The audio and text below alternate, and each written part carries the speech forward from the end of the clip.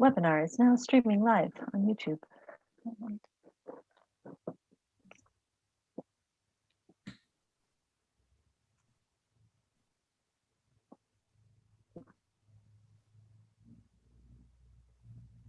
Okay, and I'll just read out Anke's message. If you'd like to introduce yourself, just pretend you're entering a nice cozy lecture hall and seeing your colleagues or seeing someone you might have met once. You can introduce yourself in the chat by sharing your name and where you're viewing from.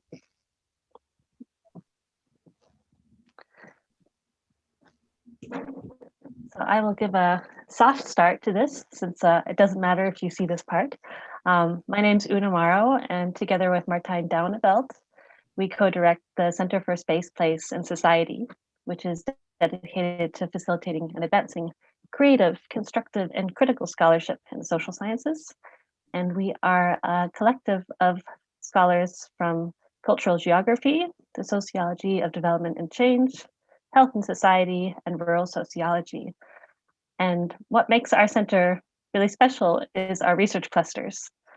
And for that reason, I'm really pleased that this year's annual lecture is being organized by the Conflict Research Cluster, which is coordinated by Lotje de Vries and Gemma van der Haar. So thank you both tremendously for all the effort that you've put into making this event happen. And I also want to thank Anke de Vries, who is our kind of community engagement facilitator, behind the scenes extraordinaire, who nothing in the center would happen without her. So thank you very much, Anke and Lotje and Gemma. And now I'll give the floor to Lotje to introduce our very distinguished speaker today. Okay, great. Thank you so much, Una. My name is Lotje de Vries. I work as assistant professor at the Sociology of Development and Change group at Wageningen University. And here indeed today I'm in the capacity of the cluster coordinator of the research cluster on conflict that we have at the Center for Space, Place and Society. And we are very, very pleased that this year we have Professor Severine Autesserre speaking to us about her new book. I will get to introduce Professor Autesserre and the book in a minute. But before I do that, I would like to welcome, of course, our participants. Thank you for joining in such great numbers. We know that it is a bit unfortunate that you cannot see each other, but let me tell you that there are quite a number of students, so great, thank you very much for joining. Also, of course, a warm welcome to all our colleagues from the center and beyond. And then also there are a few people from the Foreign Office joining and perhaps one or two practitioners. So thank you very much for joining. That's really wonderful, and we hope for a very lively discussion. In order to facilitate this discussion, I would like to invite you to use the microphone if you're comfortable with that. So you can raise your hand via Zoom virtually, and then you will be your microphone will be open so that you can ask your question immediately to Professor Autesserre after she has finished her talk. This will make for a bit more lively discussion than only via the chat. Obviously, we will also moderate the chat. So if you're uncomfortable raising your question immediately, you can also type it in the chat. If you do so, please make sure that you select panelists and attendees so that everybody can see your question. This is the easiest way for us to moderate the chat too. Okay, so with that, I would like to introduce Professor Severine Autesserre, who you see here in the other image that is remaining. She's a professor of political science at Barnard College, Columbia University in New York. She used to work as a practitioner in an experience on which she draws heavily also in this recent book. She has written various important books, amongst others, The Trouble with Congo, that I don't have here. And then this important book that many students of ours will know, Peaceland, published by Cambridge University Press in 2014 or 15. And then most recently, this book, The Frontlines of Peace, An Insider's Guide to Changing the World. That's quite a promise, an insider's guide to changing the world. And we will look very much forward to hearing your talk, Severine. You will speak for about 40 to 45 minutes, I presume, after which we can have a hopefully lively discussion. So without further ado, please. Well, thank you so much, Lottie, for organizing this event, for inviting me. Thank you, Enke and Una.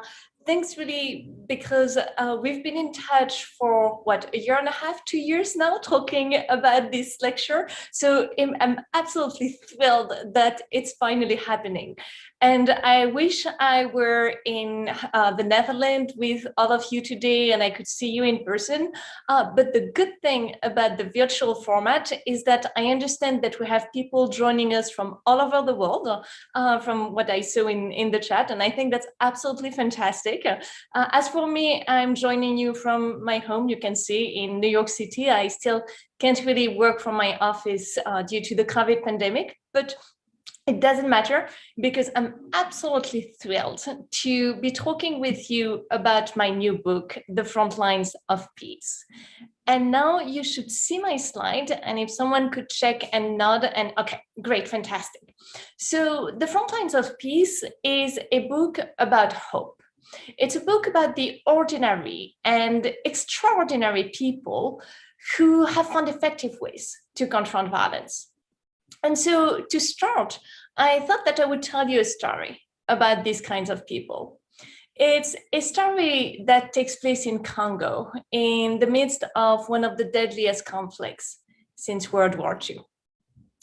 In 2007, a little boy named Luca was kidnapped and forced to work for an armed group and for rebels, just like the ones you see in my photo.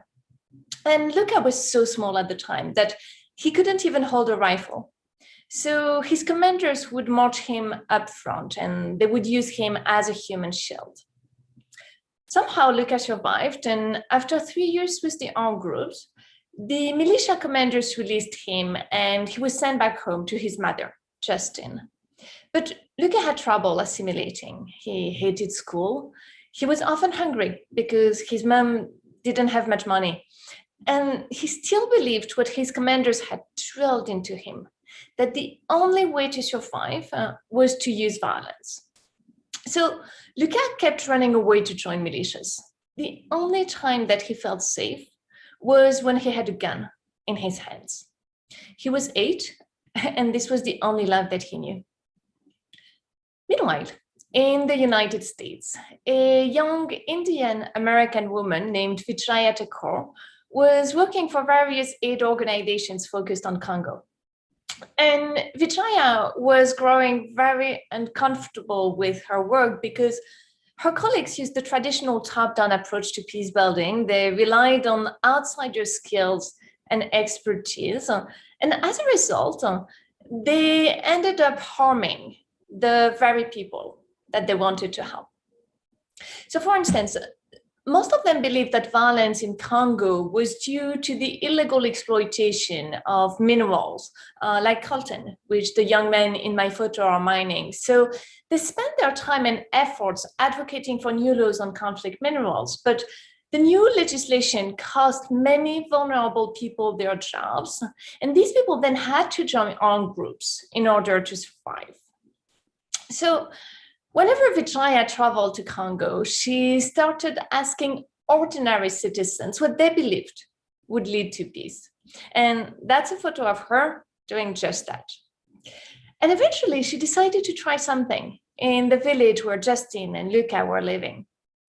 In partnership with local activists, Vijaya organized lengthy meetings and workshops so that the residents would develop their own analysis of the conflicts they face and decide what the best responses would be. And the first part of that plan was for Vijaya and her fellow activists to give out $40 each to a few village women, including Justin, who used the money to start small businesses like tailoring and donut shop, like, businesses of the kinds you see in my photos. The businesses took off, and soon the participants had enough money to implement the second part of their plans. So they installed taps for clean drinking water, and they organized trainings for the teachers to learn how to curb ethnic violence rather than fueling it. And eventually, they lobbied local authorities for protection and better services. So Luca now had 3 meals a day. shoes without holes, and role models who didn't use violence to survive and gain power. And like Luca, all of the villagers were safer and they were healthier. And one day, Vijaya was talking with Justin, and Justin kept using the word success to refer to the whole initiative. It was because Luca had turned 13, and for the first time in his life, he was speaking in the future tense. He had stopped running away all the time, and he was making plans, peaceful plans, within his community. He now wanted to hold a pencil instead of a gun. And now you see where the artist found her inspiration for the cover of my book. So Vijaya decided to create the Resolve Network, and this network has helped more than 7,000 people over the past 10 years. All were individuals at risk of being recruited by armed groups, and more than half of them were actually former combatants like Luca. So militias have formed and reformed in Congo. The pressure to remobilize has been enormous, but not a single person participating in the Resolve programs has either started or gone back to fighting. And to me, this story is inspiring. It's also very telling because there are big differences between the way most peace-building organizations work and what Vijaya did. So to start, Vijaya decided to build peace from the grassroots by relying on insiders, instead of always focusing on elites and leaders in capital cities and headquarters. And even more importantly, Vijaya didn't come and impose her beliefs, and that way she avoided doing more harm than good. Unlike so many people before her, Vijaya was humble, she was respectful, and she put ordinary citizens in the driver's seat. Peace builders who work like Vijaya are a small minority in the aid world, but they exist. I've found them within many different organizations, working in many different countries. And the work that they do is tremendously important because, unfortunately, there are many people who face the same kind of terrible circumstances that Justine and Luca faced. More than 1.5 billion people live under the threat of violence in more than 50 conflict zones around the world, in the countries you now see in red on my map. So peace building is a crucial task for many states and international institutions. And when I say peace building, I really mean any and all actions that help promote peace before, during, and after a conflict. But the thing is that our templates and techniques for approaching war and peace just don't work. Afghanistan, Colombia, Congo, Syria, Ukraine, Myanmar, we've read the same story many times before. There was violence. The United Nations got involved. Donor countries pledged millions in assistance. Warring parties called for ceasefires, signed agreements, held elections, and the headlines praised peace. And then a week or two later, sometimes just days later, violence flared up again. Often, it had never actually ended, and in many cases, it lasted for years after. You know that more than half of all ongoing wars have already lasted for more than 20 years. In just the past 5 years, wars have spawned the worst refugee crisis since World War II. And our newspapers keep running headlines like the ones that you see on my slides. And there has been plenty of discussion about what has gone wrong when we've tried to stop wars in the past. But now I think it's time to ask what has gone right. And it turns out that elections don't build peace, and democracy itself may not be the golden ticket, at least not in the short term. Contrary to what most politicians preach, building peace doesn't require billions in aid or massive international interventions. Instead, it often involves giving the power to ordinary citizens.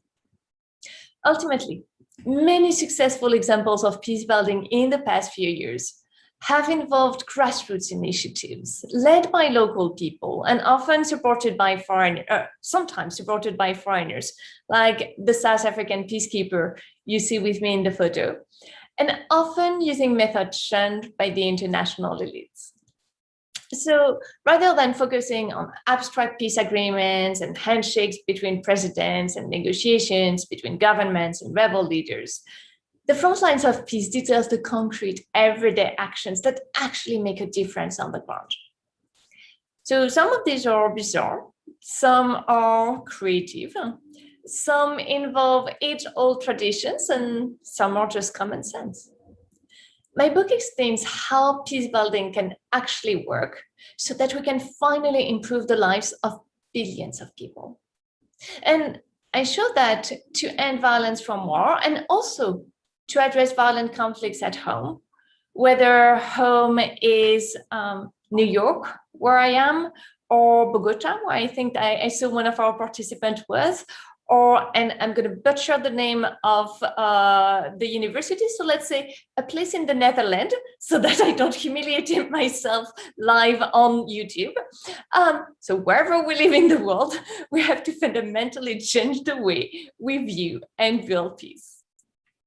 And I make this argument by building on more than 20 years of work in 12 different conflict zones, now in the countries that you see now in red on my map, as well as more than 800 in-depth interviews that I conducted with peace builders, warlords, politicians, ordinary citizens, outside observers. So if you see my photo now, on the bottom right-hand side, I'm conducting interviews, and on the bottom left, I'm conducting participant observations. I was patrolling with United Nations peacekeepers. And I remember I was very happy that day. I thought, yeah, I'm fitting in, I'm such a good ethnographer. The thing is that I'm not a man, and there were only men on this military base. And also, I felt that there was something wrong with my bulletproof jacket. I went patrolling with the peacekeepers for several hours, and the bulletproof jacket was heavy, it was uncomfortable.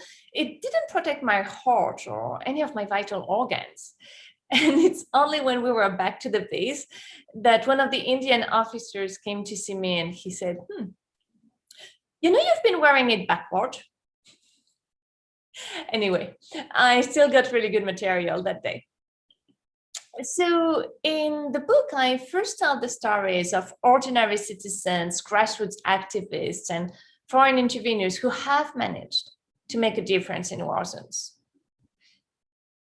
Then I describe the limitations of the conventional way to build peace, which I call Peace Inc., and which relies on governments, elites, and foreign peace builders, and usually excludes ordinary citizens and grassroots activists. Building on all of these stories, I describe a better way to help reestablish peace before, during, and after armed conflicts. And the conclusion explains how residents of ostensibly peaceful countries, like in North America or in Europe, can use the lessons from the book to address violent tensions at home, ranging from inner city conflicts to political and religious divides. So let me tell you the story of Ijwi, which is quite literally an island of peace in Congo. For the past 25 years, one of the deadliest conflicts since World War II has raged around Ijwi. And despite the presence of one of the largest and most expensive peacekeeping missions in the world, several million people have died and hundreds continue to die every day, but Ijwi itself has avoided mass violence. So the island is stunningly beautiful, as you can see in the photo I put on my slide, but what makes the place even more noteworthy and the peace even more surprising is that the island contains all of the same preconditions for violence that have fueled generalized fighting in other parts of Congo. You have a geostrategic location. Ijwi is located right at the border between Congo and Rwanda, two countries that have been at war regularly since the 1990s.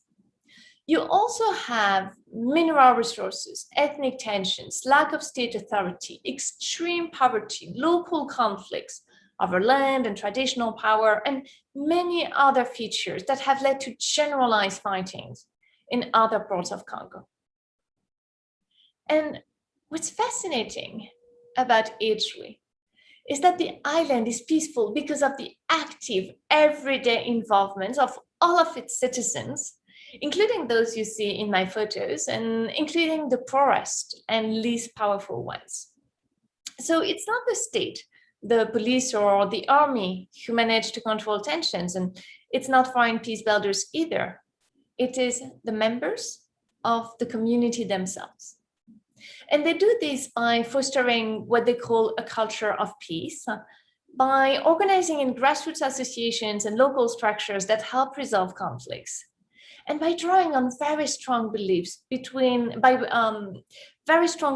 help deter violence by both insiders and outsiders, such as blood pacts.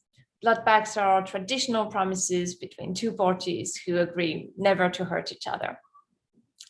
And so the story of Ituri shows us that local community resources can build peace better than the outside elite agreements and outside interventions. And the good news is that foreign peace builders can help in this process. So take the teams of the Life and Peace Institute in Congo. LPI is a Swedish peace-building organization that is involved in various conflict zones and usually focuses on working at the grassroots. And the LPI Congo team bases its actions on in-depth local expertise, and they reject universal approaches to peace building. They rely on local employees supervised by a few foreigners, and these foreigners often have extensive pre-existing country knowledge. LPI doesn't implement programs directly. Instead, it works with and through a few handpicked local organizations, and the main role of these organizations is to support people on the ground.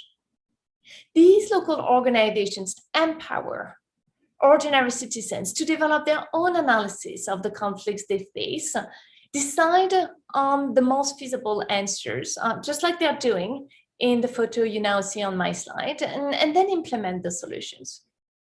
So you see the difference with the usual way to build peace in war zones. In the LPI model, it's not foreigners based in capital cities and headquarters who conceive, design, and implement peace-building programs. It's not national or provincial elites either, and it's not the state or the government. Instead, it is the intended beneficiaries themselves, including ordinary people and including former combatants and current combatants who conceive, design, and implement peace-building programs with the help of LPI and its local partners. And I'm going to tell you a story and give you a concrete example so that you can see how this actually works in practice. So for several years, there was a very deadly conflict in the Ruzizi Plain in eastern Congo. It led to a lot of death, a lot of suffering, and the involvement of local militias, Congolese armed groups, even the Rwandan government. And so in 2007, 3 Congolese organizations decided to help address these tensions with the help of the Life and Peace Institute. And for 3 years, they focused on understanding what the problem was. They organized a lot of small and large meetings, just like the one you see in my photo. And in these meetings, they included everyone. So ordinary citizens, ministers, soldiers, rebel leaders, civil society activists, farmers, women's groups, etc. They progressively realized that the conflict was not so much a proxy war between Congo and Rwanda, as we interveners thought at the time, but rather it was a conflict between herders and farmers, because cattle often destroyed crops. The farmers retaliated by killing the herders, whose families reached out to local militias who went on to attack the farmers' communities, and so on and so forth. So all of the people involved, the ordinary citizens, the combatants, they all designed solutions that they thought would work to address the problems that they viewed at the root of the violence. So, for instance, they established routes for moving cattle with minimal disruptions to farmer. They also established mediation committees in which both herders, representatives of both herders and farmers would smooth out any tensions that may arise. Because, with cattle, even with this kind of very, very clear sign, you can't always make sure that they stay on the right path. So obviously there were issues, setback, challenges, etc. But to make a long story short, while all of the elite agreements and large peace conferences had never really made a difference before, local residents saw tangible results once LPI and its partners got involved. For several years, the seasonal migration of cattle took place with very little violence. Dozens of militiamen handed in their weapons. And ethnic groups that were fighting slowly started working and living together. They started sharing the same market, for instance. So outsiders can help reestablish peace. But the catch is that to really help, they can't continue acting the way they usually do, because there are countless limitations with the conventional way to build peace, which I call Peace Inc., and which relies on governments, elites, and foreign peace builders, and usually excludes local citizens and ordinary people. The Peace Inc. conventional approach to peace building relies on detrimental and misleading assumptions, like the idea that only top-down intervention can end armed violence. The idea that all good things come together. So, for instance, that that elections will naturally lead to peace. And the idea that only outsiders have the required skills and expertise to build peace. So let me tell you a story about how my own career in international aid got started. So when I was 23, I got my very first job out of graduate school as assistant country director for Médecins du Monde, Doctors Without Borders in Kosovo. So yeah, that's me in the photo at the time. And that's my wonderful husband, Philip, who, by the way, owns the copyright of many of the photos I'm showing you today. So when I arrived in Kosovo, I didn't speak Albanian or Serbo-Croatian. Philip didn't either. I had virtually no knowledge of Kosovo histories, politics, and culture. I actually started reading my first book about the Balkan on the flight there, but the flight was too short. I was coming from Paris, so I never finished that book. But I got the job because I spoke decent English. I had 2 fancy master's degrees. I had a good training in political analysis, and I had some field experience in a variety of post-war places and developing countries. And in hindsight, I feel absolutely terrible when I think about my Kosovo assistant at the time. His name was Narim. Narim had 20 years experience analyzing political, social, and economic issues. He had a tremendous knowledge of the Balkans' history, politics, and culture. He had lived in Kosovo all his life. He was also much older and much wiser than I was. But I was the outsider, so I was in charge. And the thing is that I had never managed anyone in my life before. I was 23. So I had no idea how to deal with him. And my job was to analyze the political, security, and humanitarian situation in Kosovo and write reports to supervisors. But it was Narim who had the skills that I lacked. And given that I had no idea what to do, eventually I found a way to keep him busy. And I asked him to compile and translate clippings from the local press. And I can still see him every morning religiously posting his work on our bulletin board, and none of my colleagues ever read it. Even I often didn't have the time to read it. It was such a waste of time, energy, and talent. And I realized afterward that this was not a stroke of good luck for me and bad luck for Nerim. No, it was a typical situation for foreign peace builders. Most interveners assume that local people do not have what it takes to build peace, that they are incompetent, corrupt, and violent. Otherwise, they wouldn't be at war. And by contrast, interveners believe that they have the required skills and expertise. To them, what makes a good peace builder is education and work experience in specialized topics like gender, human rights, election organizations, and if possible, having worked in a variety of conflict zones. And in contrast, and although there are exceptions, the knowledge of country specialists is much less valued, and the knowledge of local people is usually trivialized.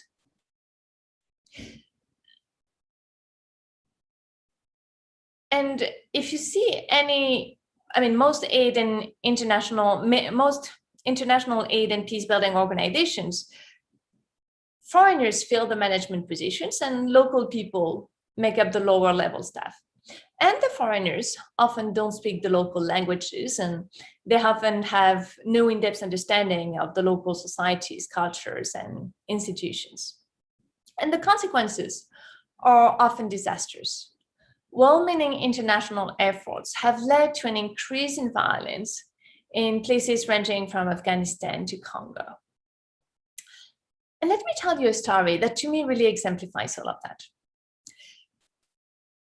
In 2007, in 2004, conflict broke out in the city of Bukavu. In the city you can now see in red on the map, in the city you can see in my photo. And rebels took over the city and they went on a looting, raping, and killing spree. Actually, it was in 2003. So they went on a looting, raping, and killing spree. And I was there at the time. It was absolutely terrifying. And at a point, a little boy and his mother saw several soldiers enter the house just next to theirs. And they heard shouts and screams. It was obvious that the neighbor was about to be raped. So the little boy ran to seek help at the nearby peacekeeping base, but when he arrived, the soldier on duty was, the sentry was a Uruguayan soldier who didn't speak Swahili and didn't speak French. So the little boy was panicking. He tried to communicate what was happening, but still the peacekeeper didn't understand. And finally, the soldier broke into a huge smile and he made a sign that, yes, I understand, please wait. He went inside the base and he came back a few minutes later with a pack of cookies that he handed to the boy. Cookies. So yeah, outsiders do not always understand what's going on, and relying exclusively on them can be really problematic. Another standard issue with our common approach to peace building is that many conflicts revolve around political, social, and economic stakes that are distinctively local. And when I say local, I really mean at the level of the individual, the family, the clan, the municipality, sometimes the district. So our usual top-down, outsiders-led approach that focuses on elites and leaders and presidents based in capital cities and headquarters is not and cannot be enough. And I realized that for the first time during one of my very first trips to Congo. In 2003, I met this woman who was my age. Her name was Isabel. Local militias had attacked Isabel's village. They had killed many men, they had raped many women, they had looted everything. And then they wanted to take Isabel, but her husband stepped in and he said, no, please don't take Isabel, take me instead. So he had gone to the forest with the militias and Isabel never saw him again. And the reason why militias, local militias had attacked Isabel's village was not because of anything related to national and international tensions like the war between Congo and Rwanda. No, it was because the rebels wanted to take the land that the villagers needed to cultivate food and to survive. And Isabel's story has stayed in my mind all these years because it embodies the awful consequences of local conflicts that peace builders so often ignore. And we can talk a lot more about the usual, the problems with the standard approach to peace during the discussion if you're interested. But I want to use the 10-15 minutes that I have left to tell you how we can change that. Because I really think that we need to focus on success stories instead of looking at issues, challenges, and failures. So these past few years, I've looked for cases of what I call unlikely peace, places where everything conspires to cause violence, and yet somehow you have peace, like in Italy. And I found places like that all over the world. In Afghanistan, Colombia, Congo, Israel and the Palestinian territories, Somalia, for instance, in the two villages where I took the photo you now see on my slides. And the example that I like best is the story of Somaliland. So there is a really interesting contrast between, on the one hand, Somalia, which is extremely violent, has some of the highest rankings in some of the world's least desirable categories, most corrupt country, second most failed state, etc. And on the other hand, you have this autonomous region in the north of Somalia that is called Somaliland, that went through a devastating independence war with Somalia in the late 80s and in the 1990s. A war that destroyed nearly 90% of the towns, some of which still haven't been rebuilt, as you can see in the photo I took when I was there a couple of years ago. But for the past 20 years, Somaliland has experienced little terrorism, little violence, and it now has a well-functioning state, decent public services. Sorry, I'm trying to show decent public services, as you can now see in my photo of the capital Hargeisa, and even some kind of functioning democracy. And of course, there are many reasons for this difference. But the key one is that the usual top-down, Peace Inc., outsiders-led approach prevailed in the rest of Somalia, while Somaliland benefited from sustained grassroots peace-building initiatives that were led by insiders, by Somalilanders themselves. And the story of Somaliland shows us that local community resources can help build peace, not only on a small scale, like in Italy, but also over a large territory and a quasi-state. And the good news is that we can support this kind of efforts without falling into the same old tired relationships between outsiders and insiders that I've told you about, and without destroying local peace efforts, as interveners so often do. Because there are role models we can learn from. In my research, I found a lot of out-of-the-box approaches by interveners who did manage to actually make a difference, both at the highest level and on the ground. And I talk about these people a lot in the book. They're named Vijaya Thakur, Banu Altumbas, James Camberry, Lemak Bowe, Peter Van Holden. I could go on and on.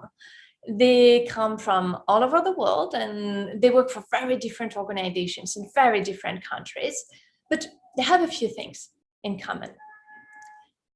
They don't believe that as outsiders, they know better, that they have the right theories, skills, and expertise, or that they bring the ideal solutions to people's problems. Instead, they respect local residents, they listen to them, and they're open-minded. They understand that other people may have a different understanding of peace, democracy, development, and different priorities. They also know the local context well. They speak at least some of the local languages, and they have extensive local networks. They're in it for the long run. They stay on site for years, sometimes decades. They don't place themselves at the forefront of peace effort, and they don't put their logos everywhere. But instead, they remain low profile, and they turn the spotlight on the achievements of their local partners, local organizations, local staff, local authorities. They're flexible. They keep adapting their strategies based on the results and feedback that they get and the way the situation evolves. And lastly, they understand that sometimes there are hard choices to make because all good things do not go together. So we may have to choose between worthy goals, for instance, between peace and justice or peace and democracy. And the best interveners understand that they shouldn't be the ones who make these choices, but the people who have to live with the consequences of a decision should be the ones making it. And by way of conclusion, there is one last thing that I want to mention. All of these ideas, all of these lessons from conflict zones can help us address not only tensions in war zones around the world, but also political, ethnic, cultural, religious conflicts in North America and in Europe. So for instance, take my home country, well, my adopted country, the United States. You know that violence is rising. In the United States, it has been rising for the past few years. So of course, it's nowhere near the level of violence that we see in places like Afghanistan or Somalia, thankfully. But still, there are three things that all of us, residents of the United States, but I'm a European citizen as well, so all of us European citizens can learn from the inhabitants of conflict zones to decrease violence and tensions around us. To start, we can develop informal relationships with our opponents. It is by listening, talking, and bonding over shared interests that the residents of the zones of peace I've told you about have managed to keep violence at bay, like my two friends have done here in Edgeway. And in the United States, it is also the strategy used by people like Christian Picciolini, who's a former gang leader, and Daryl Davis, who's an African-American jazz musician. By developing personal relationships with members of white extremist groups, Christian and Daryl have managed to convince hundreds of militants to renounce hatred. So for us, sport clubs, religious groups, art associations, trade unions, these are all good places where we can start building common ground. We can also build on the specific elements of our local cultures to diffuse tensions and violence around us. So you remember how the inhabitants of Edgeway and Somaliland built on their specific beliefs and customs to prevent violence.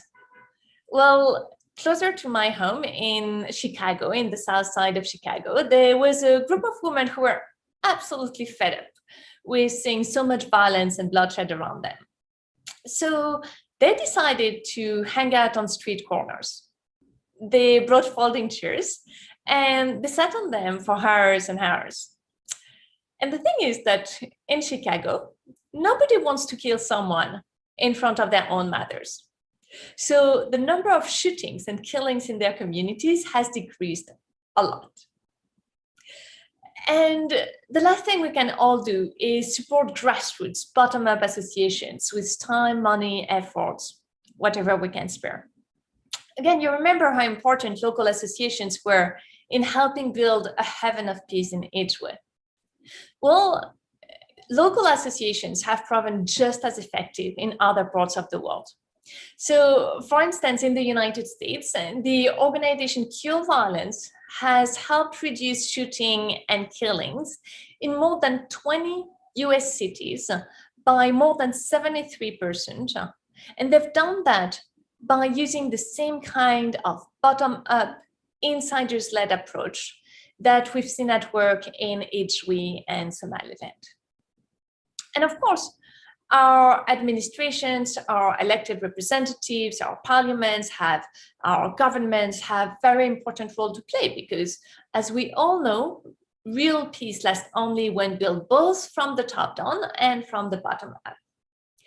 But the important point is that whether at home or abroad, we sorely need more individuals like Vijaya and Justin, and like the inhabitants of HW and Somaliland. We sorely need more organizations that work like Resolve and the Life and Peace Institute, and more programs that follow the basic principles that I've told you about. Because it's with organizations and programs like these and individuals like these that we can help the 1.5 billion people who live under the threat of violence in conflict zones around the world, and that we can also decrease violence in our own communities.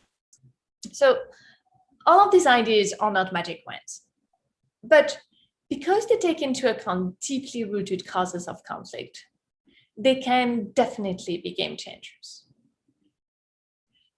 So if you want to know more about that, please feel free to ask a question now. So as Anke and Lotje were saying, feel free to unmute yourself, or if you want to ask them through the chat, I understand that Lotje or Anke will be able to read them. I can't look at the chat when I'm doing this event, but I understand that that our hosts are monitoring the chat. You can also follow me afterwards on social media. I'm the most active on Twitter, but I have accounts on some of the other platforms. You can check out my website, severine.autesserre.com, because it has the full text of all of my articles, free access version, as well as a lot of resources that I think you may enjoy, including resources for junior scholars, for students, for more advanced researchers. And of course, my 3 books have a lot more details, stories, and ideas about everything that I've told you today. And I actually consider the Frontlines of Peace to be the best of my 3 books. So I'd be really honored if you would check it out. Thank you so much, everyone. And I'm really, really looking forward to our discussion. Thank you. Wonderful. Thank you very much, Severine, for a very enlightening and rich, colorful talk. There have been a few questions already being asked in the Q&A. I will start by paraphrasing one of them, at least, the first one actually that came up. So thank you, Leah, for posing these questions. Leah wonders to what extent we can negotiate the right balance between completely integrating these local populations and in creating these peace interventions, but still bringing in specialized foreign knowledge. And perhaps related to that, what are then most effective or concrete ways to involve these local groups into development interventions? Oh, yeah. Yeah, I'm muted. I do that all the time because I try to take notes when you're asking questions, and then I forget to unmute myself. Okay, so Leah, thank you so much for your questions. It's something that's really hard, obviously, and that's why you asked the question. The right balance, unfortunately, I can't tell you that there is a silver bullet solution because it's or a template that's going to work everywhere, because what I show in the book is everything is really context dependent. It depends not only on the country, but actually on the specific local context that you're working in. Depends on the time. You know, something that was working 5 years ago is not going to be necessarily the right answer now and the right balance now. And it depends on, you know, who the foreign interveners were, or what is the strength of the local authorities. I mean, a lot of different things. And that's the reason why I'm really insisting on the fact that as foreigners, yes, as you say in your question, we have to bring in specialized foreign knowledge. And that's something that residents of conflict zones often tell me is important, you know, to have people who come with ideas from elsewhere. But we also need to have foreigners who know the local context. people who understand. And again, when I said the local context, yes, the country context, but also ideally understanding of the specific place where they're working, because they are the ones who will best help with local elite. They will best help understand how you can really create the balance between local input and foreign input, because we really need both, and that's something I've seen all over, but the balance, the modalities, etc., is really context specific. It's context dependent. So the more people we have who understand the context, the higher the chance that we're going to be able to create the right balance. And what I've seen is that it's usually a matter of trial and errors. And a lot of time, and that's why I emphasize flexibility also as one of the key attributes of the model interveners, the one who actually managed to do a really good job and to be really effective. Because you can say, okay, this is going to start now, and we're going to have, again, it's a long-term, building peace is long-term. So we're going to have a 3-year, 5 years program, and it's going to stay the same over the 5 years. The balance of foreign knowledge and local knowledge is going to vary at different time of the peace building cycle. It's going to have to adapt, it's going to have to evolve. So again, that's why flexibility is so incredibly important. And as for the most effective and concrete ways to involve local groups, that's why I have these like really long stories of the Life and Peace Institute. I have an entire chapter in the Frontlines of Peace about the Life and Peace Institute, because to me, they're the ones who have found the most effective and concrete ways to involve local groups in the development of intervention. They use the approach of participatory action research. And I've given you the summary when I was talking about LPI, but you can find a lot of details in the books, and then also a lot of references to other organizations, because a lot of other organizations have been inspired by the LPI model, and then, for example, Resolve, and they've tried to adapt the model and to use it elsewhere. And LPI has further developed it; it's using it now in different contexts. So to me, this basically the idea of participatory action research is the kind of thing that works. That's the most effective, concrete ways to involve local groups. And again, I've seen it work and be very effective, not only in Congo, but also Lemak Bowie's organization uses that in the United States and in other African contexts. So yeah, I'm going to stop talking. Wonderful, thank you. Yeah, and then there's a question a bit more fundamental, perhaps, addressing how does this approach, the specific approach that you mentioned, actually manage to address the economic and political violence and oppression that kind of underpins or shapes the conditions in which conflicts like these that you're talking about can emerge. And then related to that, perhaps, to what extent does this approach not perhaps address the symptoms instead of the causes of conflict? Could you speak to that? You're muted. Okay, so now next time you ask me a question, remind me to unmute myself before I start talking. I'm kidding. It's a joke. It's a joke. Yes, absolutely. Thank you so much for these questions. No, actually, when you're asking, does this approach not address the symptoms, the consequences instead of the causes? Absolutely not. And I'm glad you asked the question, because that's really important. The causes of violence, to me, they vary according to the different countries, the different conflicts, the time, the place, etc. And that's why we need to have the participatory action research approach that I was telling Leah about, because we need to involve everybody in the definition of the solutions, so that in the definition of the problems before we start talking about the solutions. So I remember the LPI model and the Resolve model, they start by involving everybody and trying to ask them, okay, what are the causes of violence? Why is there, first, what is violence to you? What is peace to you? And what are the causes of violence? And how do you want to address that?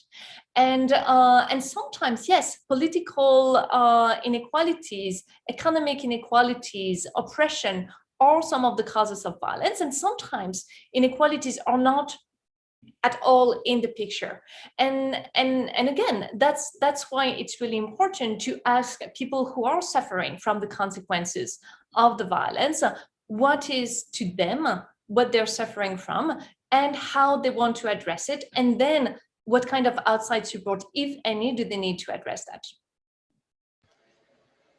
Okay, if I may build on that based on another question from the chat, to what extent, or maybe how can we then ensure that there's really, that you're saying everybody should be included, but we all know local dynamics. At some point in your book, you also write somewhere, I didn't write down the page, but you say this is mostly the point in the talk where I have to address the anthropologist saying, but traditional authorities and local elites are not necessarily covering everybody's concern. This is exactly the question that is also addressed here. How can we ensure that bottom-up approaches to peace include all citizens and not only elites or the most powerful ordinary citizens? Because this is of course always a risk, and there are inherent mismatches or incompatibilities that exist also within local communities.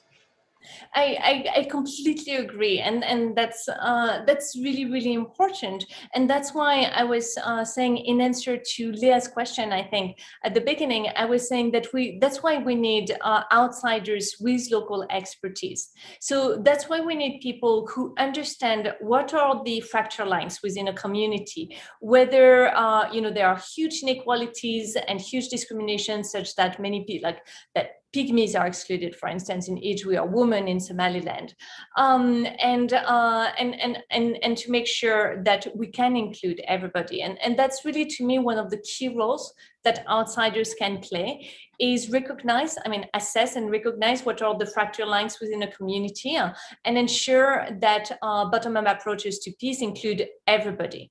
And again, that's something that the Life and Peace Institute has been really, really good at working on. And I tell in the book how it's really a process of trial and errors, and they've developed their approach, and sometimes they thought they had included everyone and they forgot one group, and then they had to start again the whole process.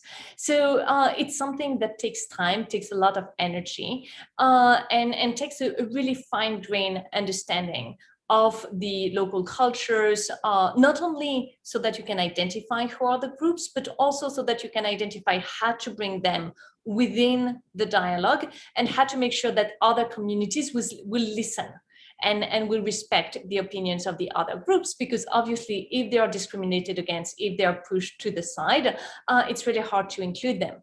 And as to how to do that exactly, again, it's context specific. The reasons why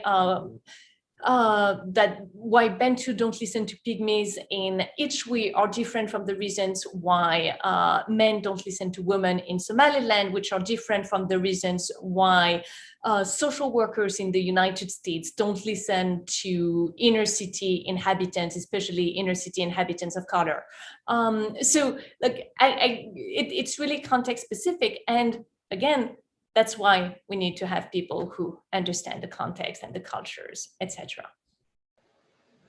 Thank you. While I'm going to encourage the audience to open up their microphones. I saw, for instance, that Han has a question who might be willing.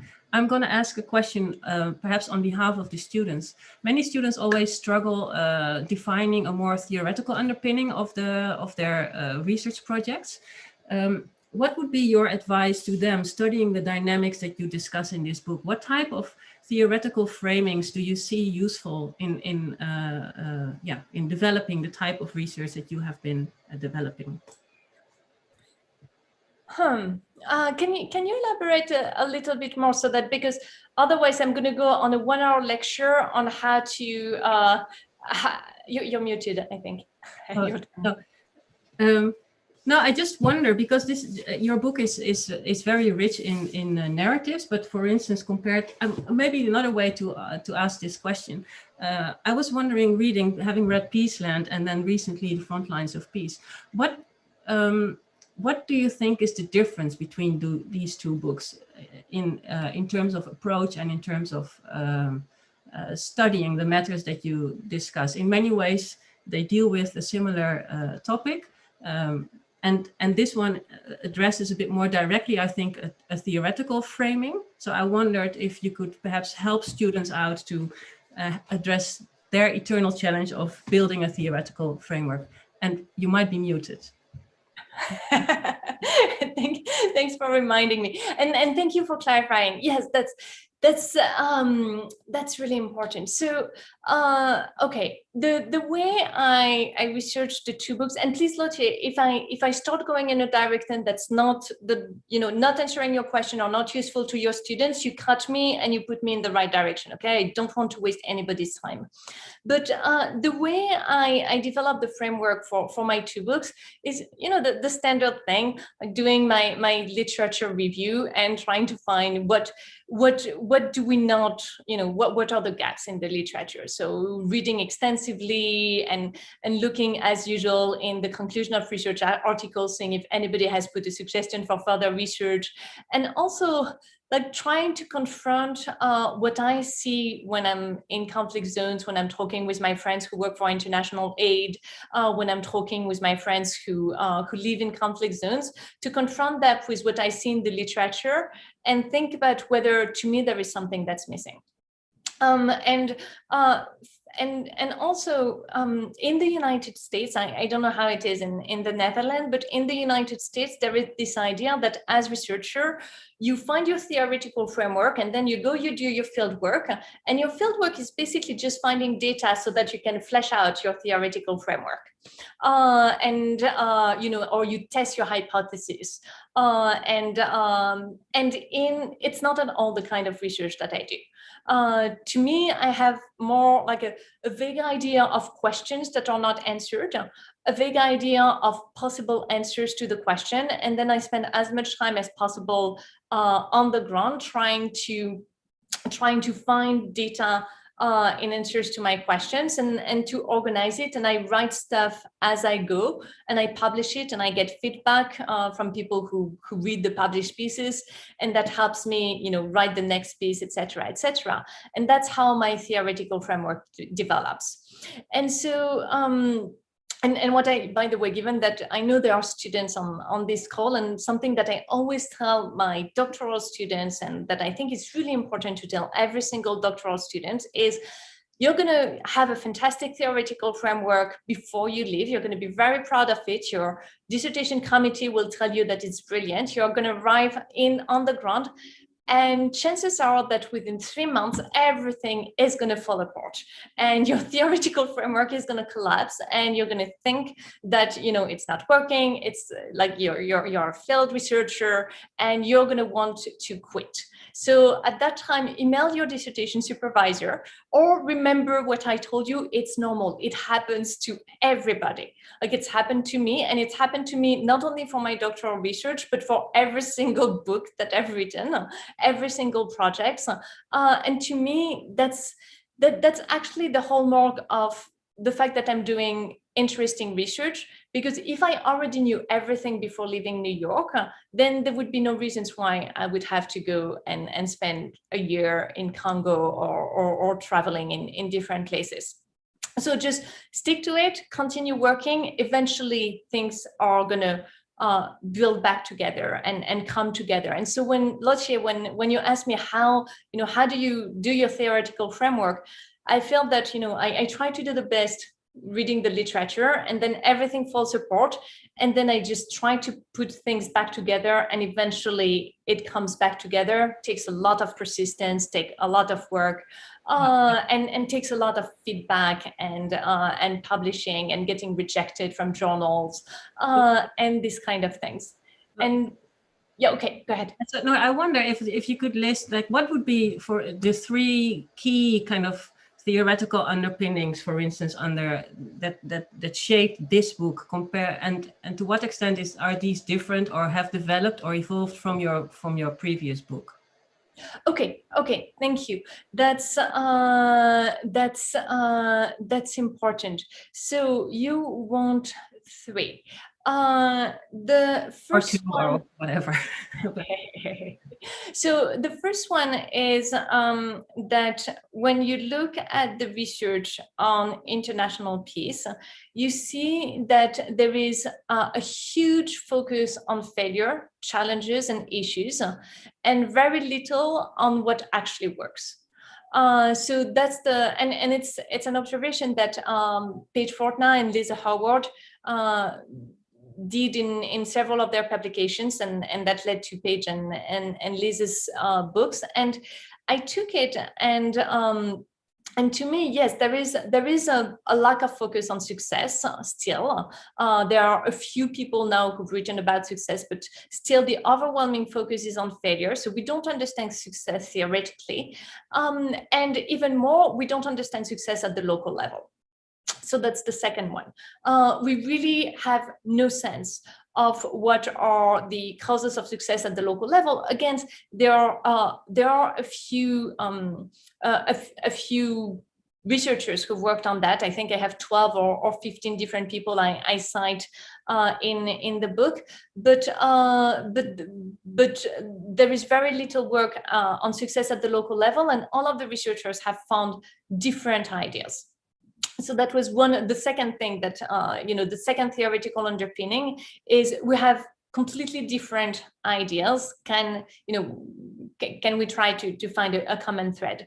And the third one is that we have even less research on successful external support. So when you look at international peace building, there is really this really, really massive focus on failure, and international peace building support at the local level. There is virtually no ethnographic research on that. So that was the three theoretical points. And if you're interested in so as you say, Lotte, this book is written in a very different way from the Peaceland book, because we wanted, with my editor and my agent, we wanted to target a very broad audience. We wanted the book to be read and accessible not only by doctoral students and MA students and by colleagues, faculty members, but also by practitioners, by peace builders, by high school students who may be interested in this career, by the family members of peace builders, or by people who are just interested in foreign affairs and want to have a sense of what things work on the ground. So I removed all of the theory from the book. I put it in the appendix, in footnotes. I translated it in plain English.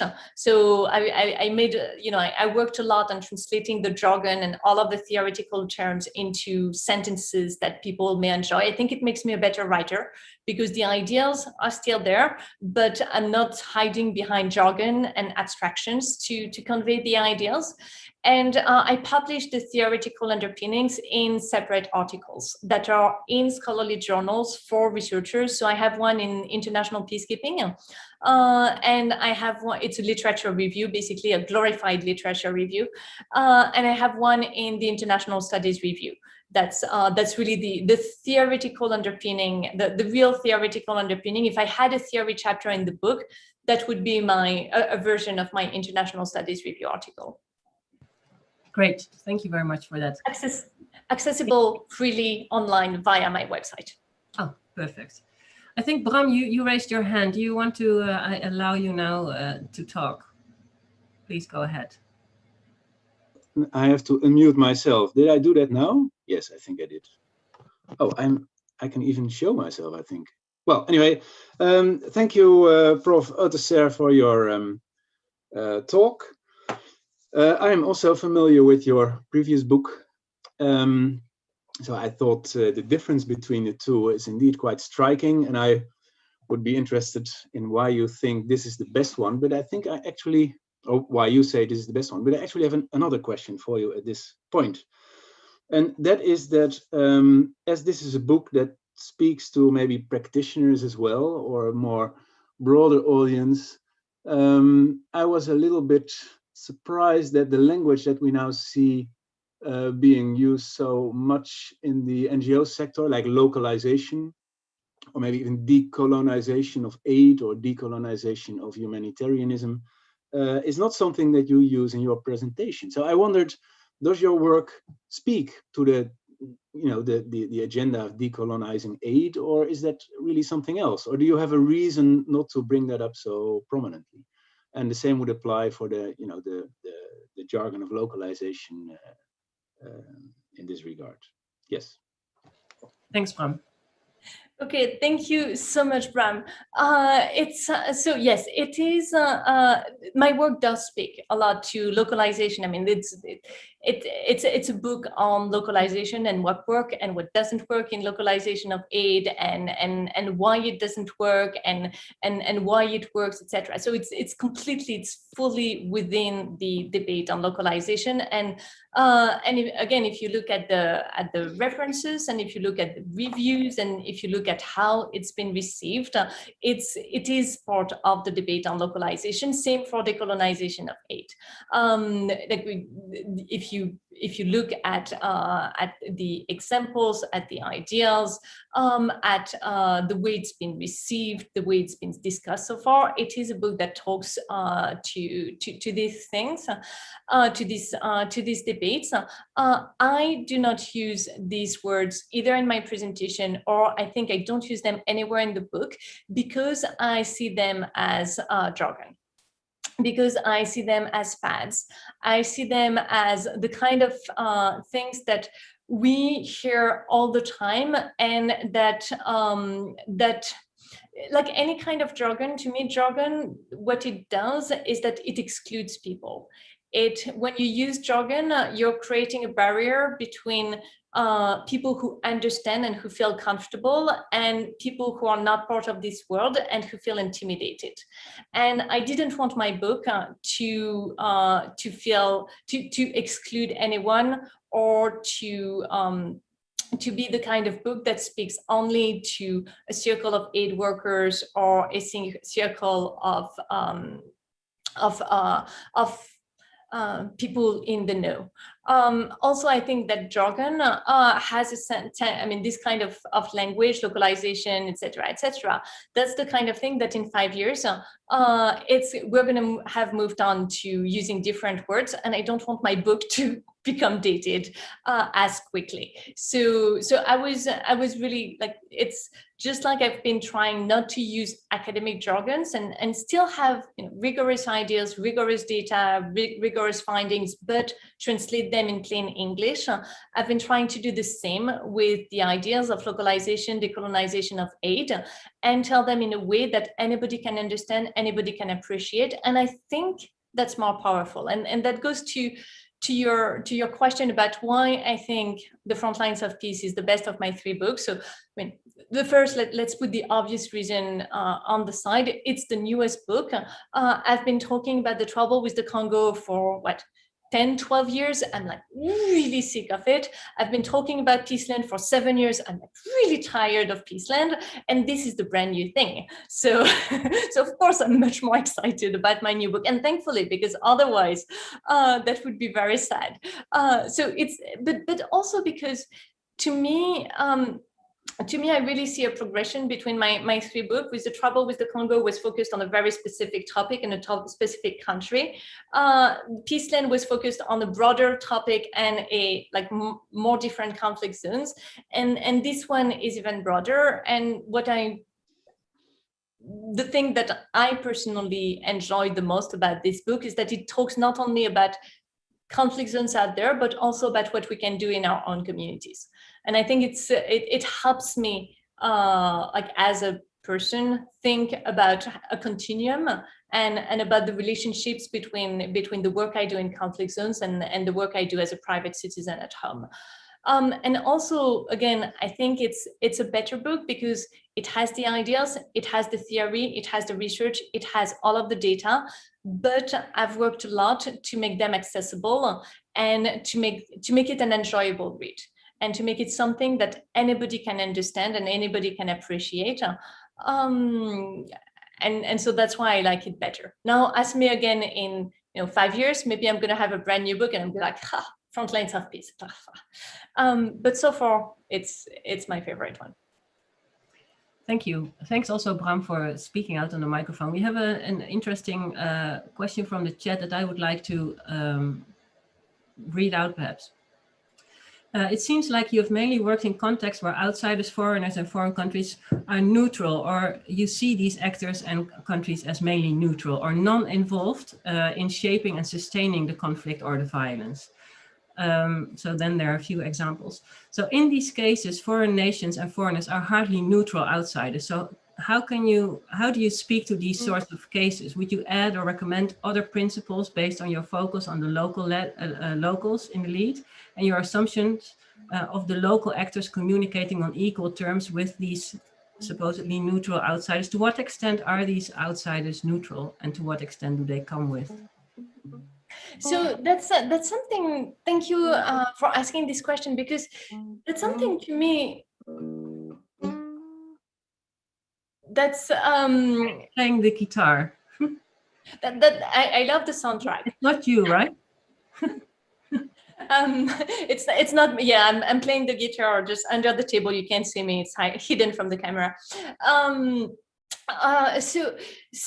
I think I'm gonna take exception with the premise of your question, because the premise of the question says, well, you've looked at contexts where outsiders are neutral, and they're seen as neutral, and I don't think that there is any outside. Like, I don't think neutrality is something that actually exists in conflict zones. And so you have to realize that I come from an MSF background, Doctors Without Borders, and like my first experience with humanitarian aid was spending a lot of time thinking about, can we be neutral, or can we only be impartial? And my first debates, as a humanitarian aid workers, were spending months talking about that and agonizing over this issue. And after a long time, I realized that no, it's not possible to be neutral. And I don't think that any country is, like, sometimes now even humanitarian organizations, some of them still use the word neutral in their charter, but when you talk to them, most of them, like, apart from ICRC and a few, most of the time they try to say, well, I'm not neutral, I'm impartial. And one of the really important thing, and I know it's getting far away from your question, but like when I teach negotiations to my students, I always emphasize that it's not even impartiality that matters, it's building trust, and it's gaining the trust of people on the ground. But that's a different debate. So I don't think that foreigners and foreign countries and any outsider is neutral. I think that no matter what we do and who we are, when we arrive in a conflict situation, when we arrive in a place where there is a really polarized conflict, it's extremely hard not to take side. You can try the absolute best, but most people are going to be biased toward one side or the other. And most people I know are going to be seen as biased. For example, when I'm in Congo and I talk to people in French, they believe that because I speak French with a French accent, I'm biased in favor of the Hutus. But then when they realize that I'm a professor in the United States, they believe that because I'm a US citizen, I'm biased in favor of the Tutsis. And I tell a lot of stories in the book showing that actually none of the countries, foreign organizations, etc., is neutral, can be neutral. The best we can do is to try to be as impartial as possible and to take our biases. It's like when you're doing anthropological research, you cannot be unbiased, but what you can do is be as clear as possible about your own biases, put them on the table so that you can work with them and so that everybody can work with them. And so all of the principles that I do mention throughout the book are based on the idea that foreigners are biased and they are not neutral, and they are perceived as biased and not neutral. And it's the same for local people, and it's the same for everybody because we're humans.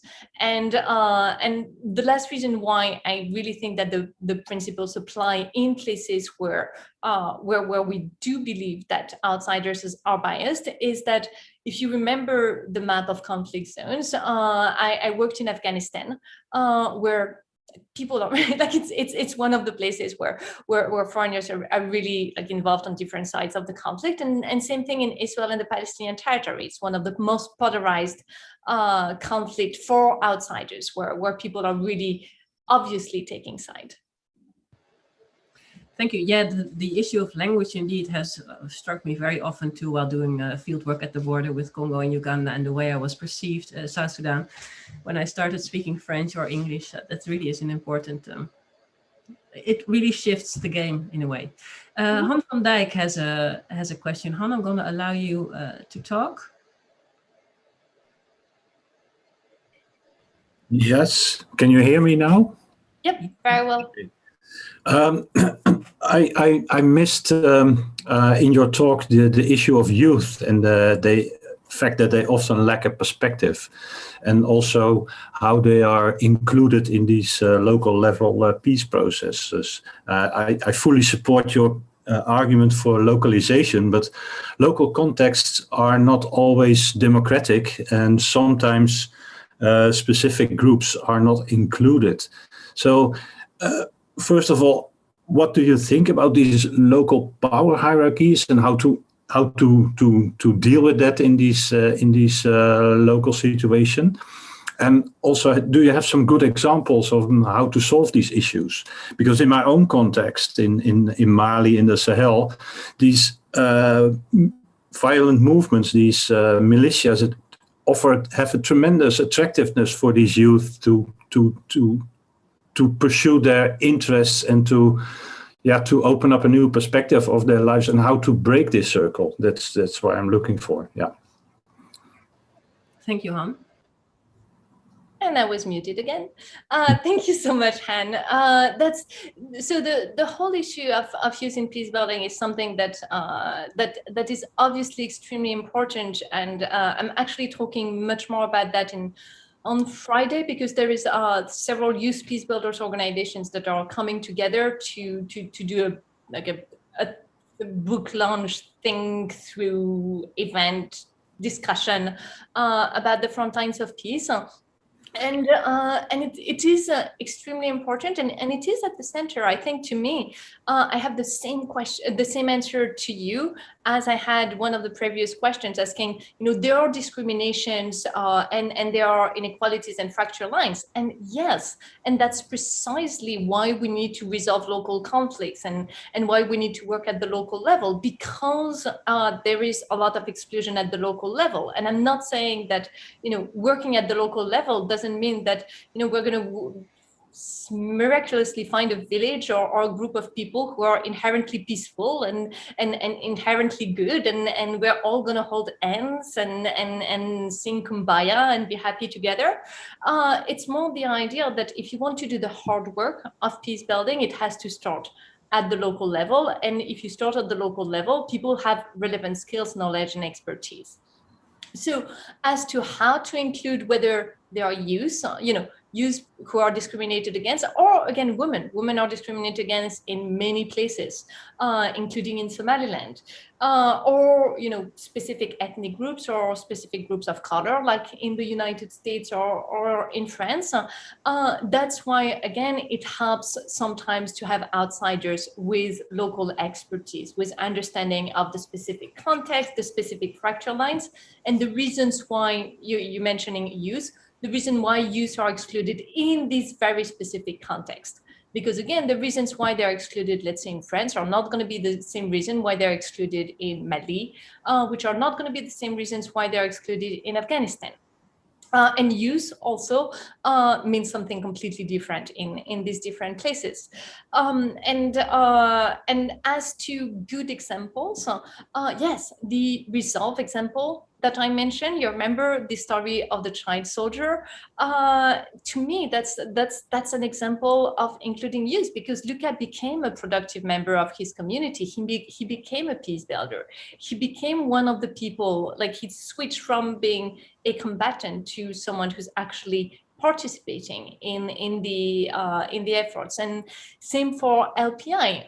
They really managed to find a way to include everybody, and they worked with youth group, participatory action. I mean, you know, everything that we've been talking about thus far: participatory action research, taking your time, being flexible, being open to feedback, etc., etc. So I do have a lot of detailed stories throughout the Frontlines of Peace, not only about some youth model peace builders, but also inclusion of youth who are, as you mentioned, combatants or tempted to be combatants, and who were brought in and convinced that there were better things for them to do with their lives and with their times and with their energy.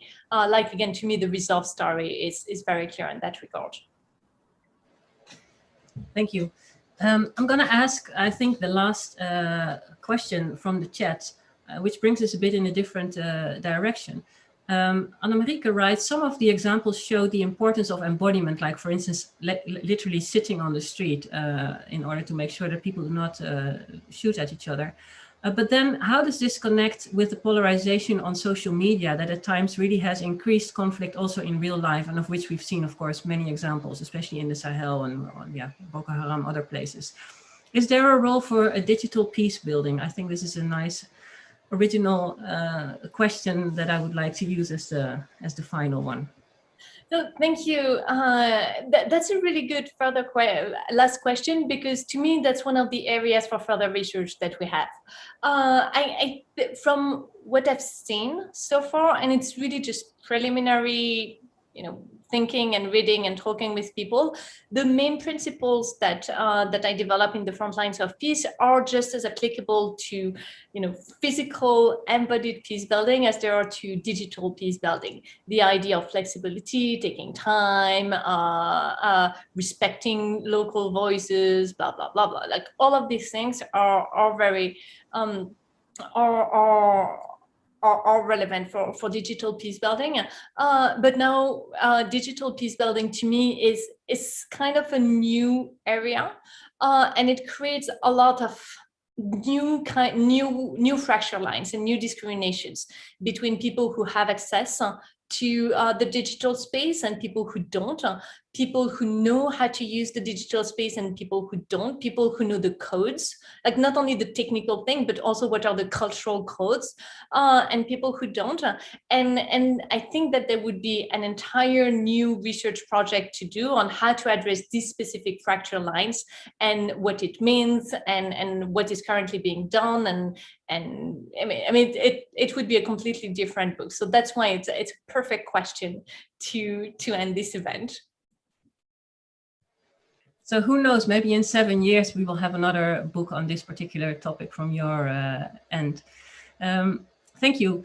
With that, I would like to close off this meeting and thank you, Professor Autesserre, for this wonderful talk and for your engagement with the audience. Tomorrow, we have the opportunity to continue our discussion in a masterclass that we have with some of our PhD students and some colleagues. I'm very sorry to those who have raised questions in the Q&A that I was not able to put forward. Some of you will be present also tomorrow, so that's a relief. I would like to also thank the CSPS for organizing this session, especially Anke. Last year it was cancelled because of COVID. This year it is online. And let us very much hope that next year, 2022, we will have an annual lecture with actual drinks at some particular place on campus in Wageningen. We cannot do that now, but we do have an online environment where we can have drinks. So there's in the chat, there's a link to the Wonder Bar where you can have a chat with colleagues and evaluate on this particular talk. So with that, I would like to finish this meeting. Thank you very much, Severine. Have a wonderful day in New York. I look forward to seeing you again tomorrow. And thank you everybody for joining, and please have a drink in the bar. Thank you so much, Lotie, and thanks all of you for your questions, both via the chat and for those of you who unmuted yourself, and thanks for listening to us. Thank you, Anke and Una, for the organization, and be safe, everyone, be healthy, and I very much look forward to hopefully meeting you in person one day. Bye, everyone. Thank you, Severine, and goodbye.